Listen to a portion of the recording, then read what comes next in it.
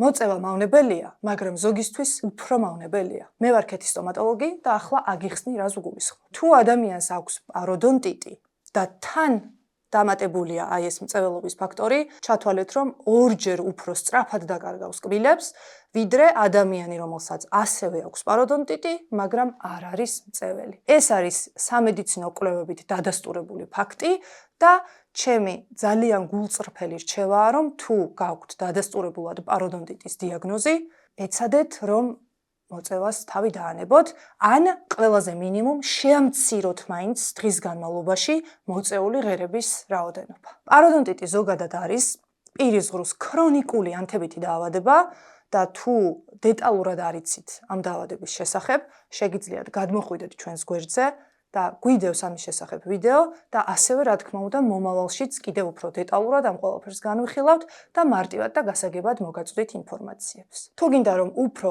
მეტი გაიგოთ ჩვენზე, გამოიწერეთ ჩვენი YouTube გვერდი, ჩვენ უკვე მალე დავიწყებთ YouTube სერიებს.